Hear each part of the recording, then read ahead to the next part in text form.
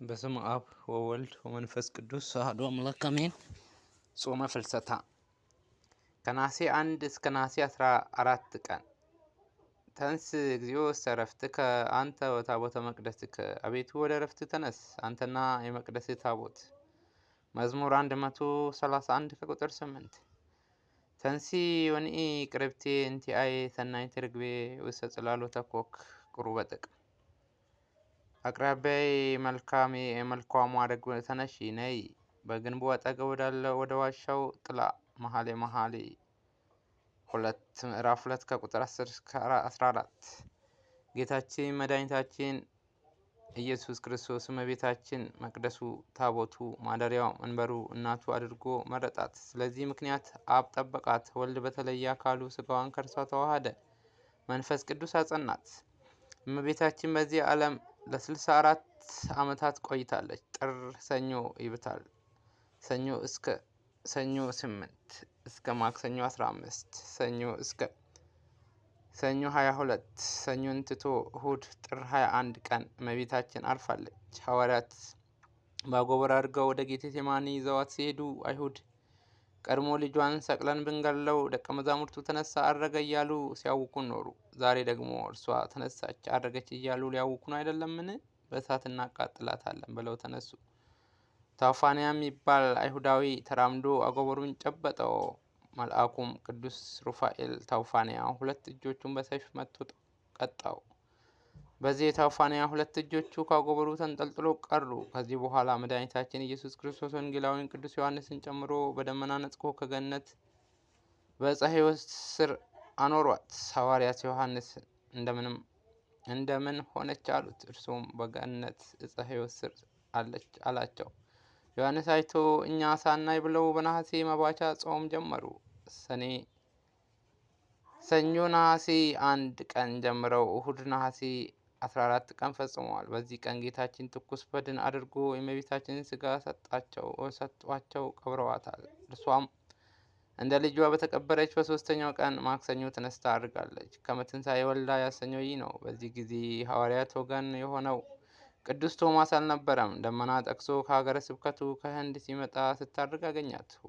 ወፈቀደ ይደቅም ደመናሁ ይላል። ተበሳጨ። ቀድሞ የልጅሽን ትንሣኤ ሳላይ ቀረው፣ ዛሬ ደግሞ ያንቺን ትንሣኤ ሳላይ ቀረሁኝ አለ። በዚህን ጊዜ የልቡናን ሐዘን የምታቃልል እመቤታችን አይዞህ አትዘን፣ እሊያ ትንሣኤን እርገቴን አላዩም፣ አንተም አይተሃል፣ ተነሳች አረገች ብለህ ነገራቸው ብላ የያዘችውን ሰበን ሰጥታ ሰደደችው። ከዚህ በኋላ ሄዶ እመቤታችን ነገር እንደምን ሆነ አላቸው። ስጋዋን አግኝተን ቀበርናት አሉት። እርሱም ሞት በጥር በነሐሴ መቃብር ተው፣ ይህ ነገር አይመስለኝም አላቸው። ቅዱስ ጴጥሮስም አንተ እንጂ ልማድ ነው፣ አንተ ብቻ ተጠራጥረህ አትቀርም፣ አንተ እየተጠራጠርክ ሰውን ሁሉ ስታጠራጥር ትኖራለህ አለው።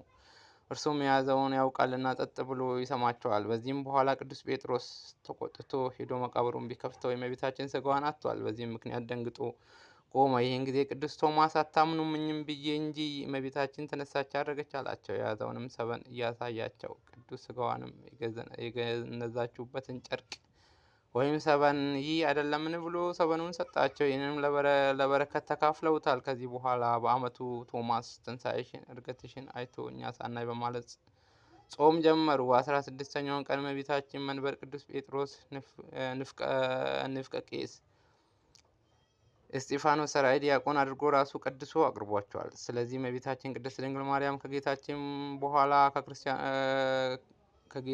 በኋላ ከክርስቲያኖች ሁሉ በፊት የትንሣኤና የእርገትን ክብር አግኝታ ልዑል እግዚአብሔር ባዘጋጀላት ልዩ ሕይወት እንደምትኖር ቅድስት ቤተ ክርስቲያን ታስተምራለች። ምእመናን ሁላችሁም በጸሎታችሁና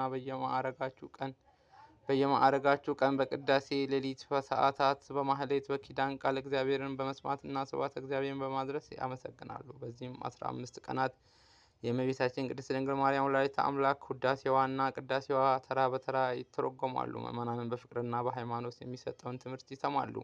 ሶርያዊ ቅዱስ ኤፍሬም እመቤታችን ባመሰገነበት በውዳሴ ማርያም ድርሰቱ ከተናገራቸው ኃይለ ቃላት ነጸረ አብ እምሰማይ ወኢረከበ ዘከማኪ ፈነወ ዋህዶ ተሰብአ እምኔኪ በማለት እግዚአብሔር አብ በሰማይ ሆኖ አየና እንዳንቺ ያለ ባያገኝ ተቀዳሚ ተከታይ የሌለው ልጁን ወደ አንቺ ላከው። ከአንቺም ከስጋሽ ስጋ ከነፍስሽ ነፍስ ነስቶ ሰው ሆነ በማለት ያመሰገነበት ቃል ይገኛል። ውዳሴ ማርያም ዘረቡ። ይህ ቃል እመቤታችን ከፍጥረት ሁሉ የከበረች በንጽህናዋ በቅድስናዋ የተነሳ አምላክ ከእርሷ ተወልዶ ሰው ሆኖ ዓለምን እንደሚያድን ምክንያት የሆነበትን ያስረዳል። በዳዊት መዝሙር ሰፍሮ የምናገኘው ቃል እግዚአብሔር አምላካችን የሚያስተውል እርሱን የሚፈልግ ልብ ከሰዎች ልጆች እንዲያገኝ ቢመለከት አንዳች እንኳ እንዳጣና ሁሉም እንዳመፁ ጠቅሷልና መዝሙር 13:2-3 ስለሆነም ይህ ነው።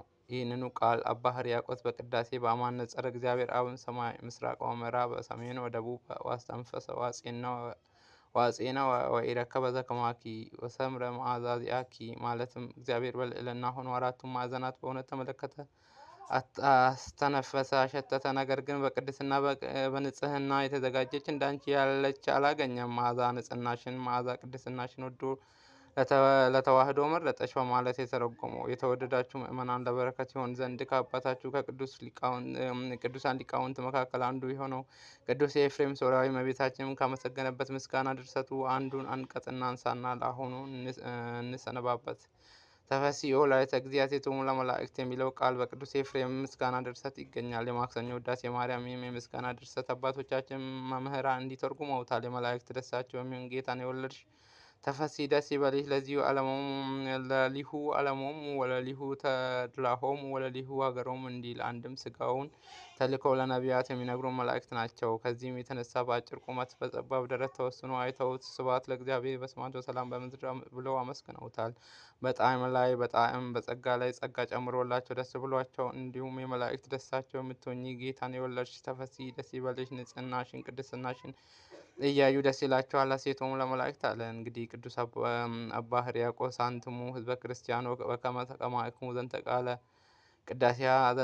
ቅዳሴያ ለማርያም ከማው ያስመክሙ ቃለ መሰናቁት ሕፃናት እንዳለው ይህንን የእመቤታችን ምስጋና ውዳሴ ለመስማት ለማንበብ ያብቃን። ፈጣሪያችን በቸርነቱ ብዛት ከጣዕሙ ብዛት አጥንትን የሚያመለመልም የመላእክት ምስጋና የሕይወት ቃል ያሰማን። ከእመቤታችን ከወላዲተ አምላክ ከድንግል ማርያም በረከት ረድኤት ያሳትፈን። ፍቅሯ በልባችን ጣዕሟ በአንደበታችን ያሳድርብን ያውልብን፣ አሜን። ውድ የቻናሌ ተከታታዮች እስከ ፍጻሜ ስለተከታተላችሁኝ አመሰግናለሁ። በረከቷ ጣዕሟ ቸርነቷ ከእኛ ጋር ይሁን አይለየን፣ አሜን። ለዘላለሙ አሜን። ቻው፣ ሰላም፣ ክብረት ይስጥልን።